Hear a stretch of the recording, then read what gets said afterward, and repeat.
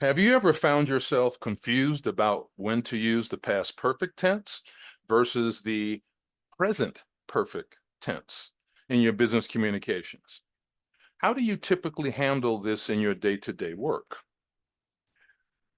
What specific challenges do you face when choosing between the simple past, past perfect, and the perfect continuous tenses?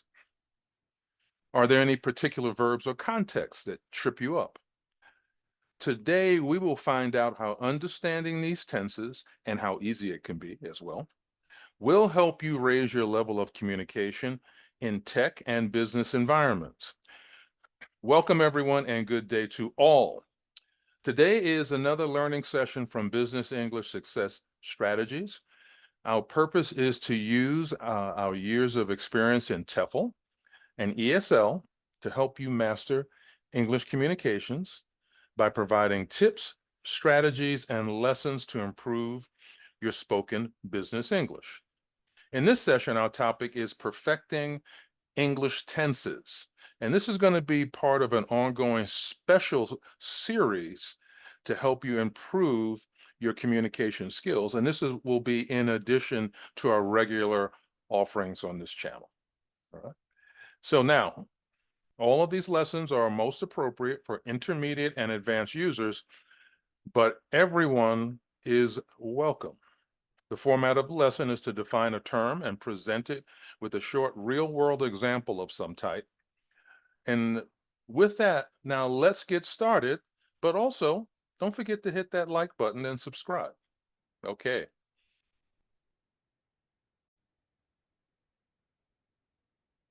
So we'll begin with an introduction to perfect tenses. We're just going to cover this a little bit just as a refresher. So we'll all be on the same page. So let's begin with the present perfect tense. Think of this as unlocking time mysteries. The present perfect tense shows past actions relevant to the current time, to now. They're formed with, or it is formed with, have plus the past participle. And it's meant to express completed actions without specifying time. The past perfect tense, now this takes you into the past or delves into the past with precision. You express actions completed before a point in the past.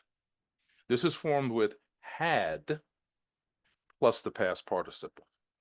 You want to master this tense for precise communication. And of course, now, the perfect continuous tense. Continuous actions through time loops. Okay, I know it sounds like science fiction, but it's not. Perfect continuous tense shows ongoing actions from the past, formed with have been or had been, plus the present participle. It emphasizes action continuity. Okay, let's jump into now the structure of present perfect tense, building the foundation. We form sentences in the present perfect tense, the subject plus have slash has, right, or have or has, plus the past participle. We want to master usage for actions completed before now. This is excellent for life experiences, changes over time, and repeated actions. Looking at these usage scenarios and delving a little closer in terms of the present perfect tense, we always want to remember the actions are completed before now. They're past actions, but they have a present relevance. In terms of life experiences, these are events encountered in one's life. Changes over time, the evolution or the progression you observe. And then, of course, repeated actions, habits or routines in the past. Now let's look at some examples. Experience with unspecified time. right? The present perfect tense captures past experiences without defined time. Ideal for discussing, as we mentioned before, life events, achievements, and challenges without specifying when they occurred. It indicates actions that are just completed. It's showcasing recent events. So once again, you want to master this tense for clear communication. And then once again, present perfect tense conveys multiple past actions with present relevance. This one is ideal for narrating completed events over a period of time. So let's look a little closer.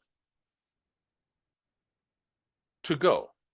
She has gone to 3 conferences this year. Notice these are completed actions. Someone has attended 3 conferences with a defined time this year. And then to present.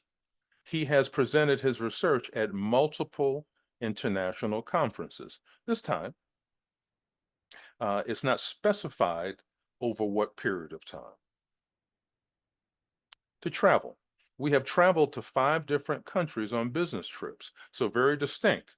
You've traveled to 5 different countries on business trips, but the time is not specified. I have worked on numerous high-profile projects throughout my career. Okay.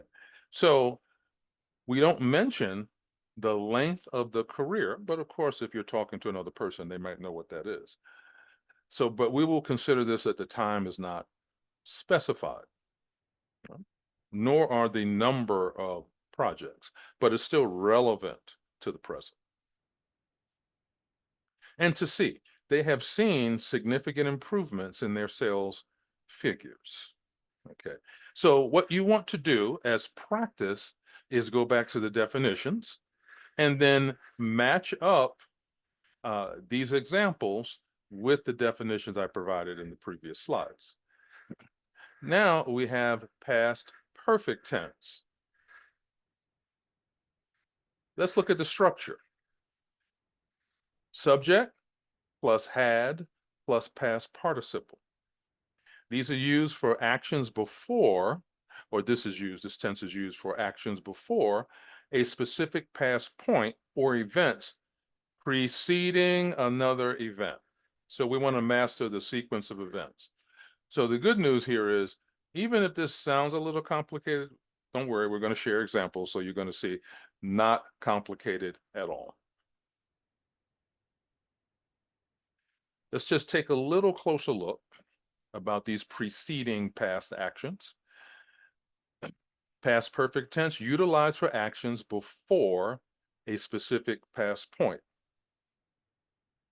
Completion before in the past. Actions finished prior to a certain past moment. Structure. Subject plus had plus the past participle. Event sequence.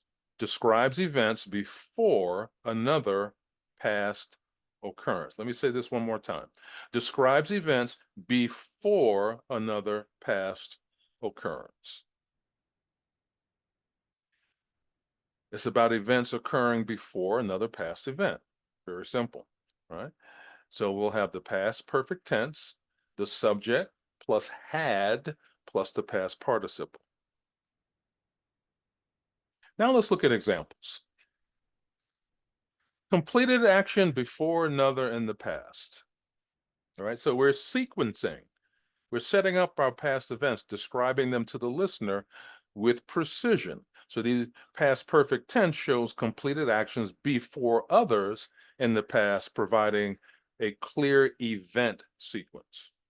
Example, by the time the board meeting started, Sarah had already finished preparing her presentation. So this is a business context. By the time the board meeting started, Sarah had already finished preparing her presentation. Notice the sequence of events. They're very precise about it.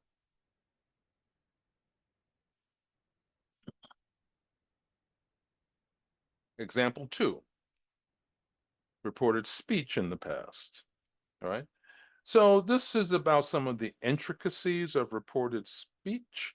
However, the thing to remember, the definition may sound a little complicated, but the actual usage is not, right? So the past perfect tense accurately conveys past conversations.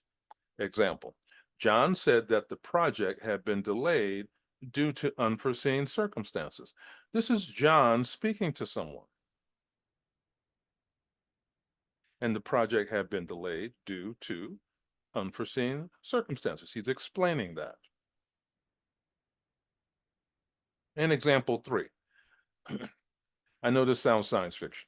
Unreal past situations. So these are really hypothetical scenarios. We utilize the past perfect tense for unreal past situations. We express hypothetical events effectively. Example, if I had known about the merger, I would have advised my clients differently.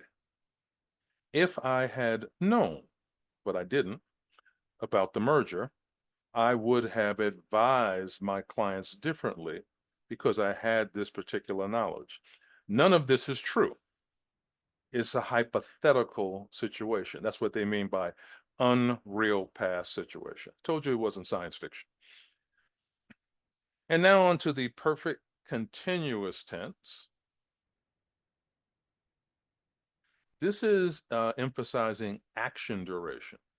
We're describing ongoing actions from the past to the present and the future, in some cases, using has, have been, plus the verb with ing on the end, gerund. Here's an example. I have been waiting for the bus for 30 minutes. All right. I have been waiting for the bus for 30 minutes. And I am still waiting. That's why it's the present perfect continuous tense. This is still going on. I'm looking at my watch. I'm looking for the bus, and I can't, and there's no bus coming. All right. I hope it eventually comes, though. Let's look at the structure. And this, remember, this is for action in progress. We use has or have been plus the verb with ing. This is specifically for ongoing action that is emphasized. It illustrates continuous nature of the action. I am still waiting for the bus, and I have been waiting for 30 minutes. That was the example. Clear examples are provided to help in understanding the sentence formation. That's why I'm going to give you examples. And also, don't forget, has and have been. These highlights the key components for forming these types of sentences. Let's look a little closer at the usage scenario before we continue with the examples. All right. We describe actions in progress and highlight duration. All right. We describe actions in progress and highlight duration. This is what we use the present perfect continuous tense for.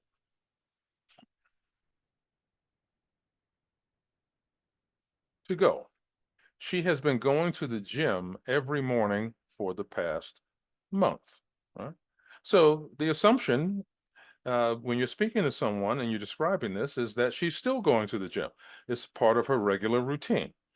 Right? She's been doing it for the past month, and there's no indication she's not going to continue doing it. But very specifically, this is something that happens or started in the past and is continuing right now. To present, he has been presenting at conferences all over the world for the last 5 years. Very specific on the time frame. We have been traveling across Europe for the past 3 months. We're still traveling. And we started 3 months ago, but we're still traveling all over Europe. I have been working on this report for the last 3 days. I'm not finished yet. I started 3 days ago and I'm still working on it. And this would only change if I say, I have been working on this report for the last 3 days and now I'm finally finished. But it doesn't say that. So in that case, it's the perfect continuous tense.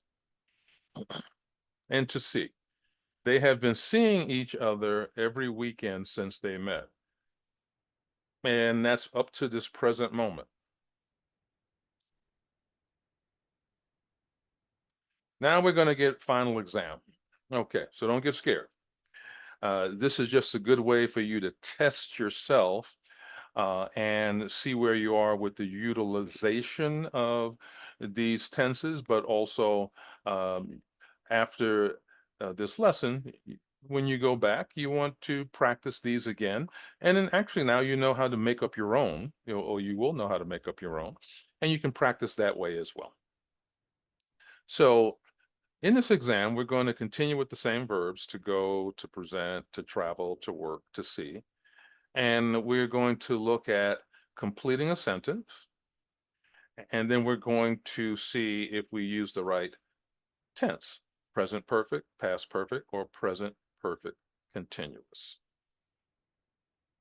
She blank to the same conference every year.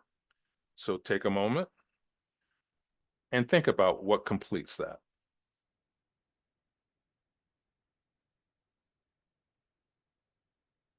Completed, she has gone to the same conference every year. And this is the present perfect tense. They blank to finish the project before the deadline. So look at our choices.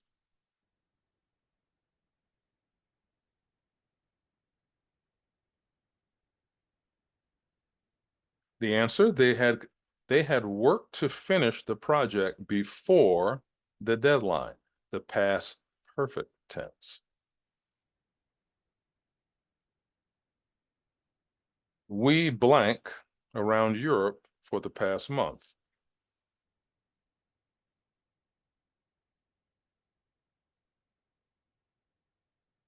Completed, we have been traveling around Europe for the past month. Perfect continuous tense. He blank his idea before the meeting ended. Completed, he had presented his idea before the meeting ended, the past perfect tense. I blank to the client 3 times this week.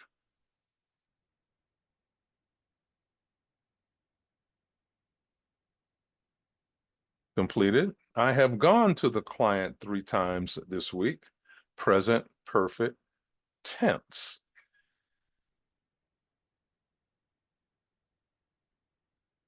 They blanked the proposal when the CEO walked in.